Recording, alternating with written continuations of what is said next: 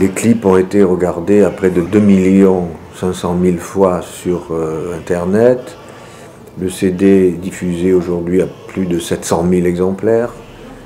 Généralement, on n'écoute pas tout seul le CD, donc on peut imaginer le nombre de personnes qui l'ont accueilli. Donc on ne s'attendait pas du tout à ce succès, on ne s'attendait pas à ce que le CD sorte en Italie, on ne s'attendait pas à ce qu'il sorte au Canada.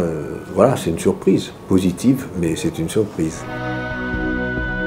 C'est tellement ça, l'amour, tellement possible, l'amour. Pour nous, c'est par exemple, ça peut s'approcher d'un This Is It quand on a sorti le DVD de Michael Jackson.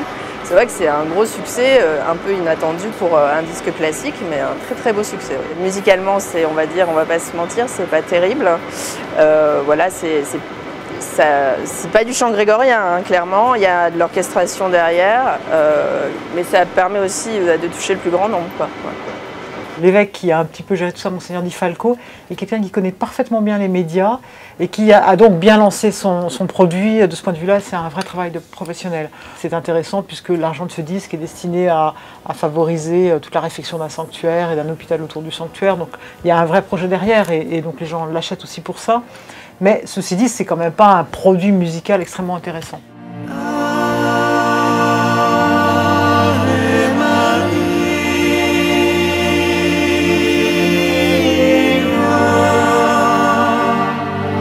Ce qui est sûr, c'est que cet album va bien au-delà de la petite sphère catho des gens engagés dans l'église, les laïcs, etc., dans les mouvements.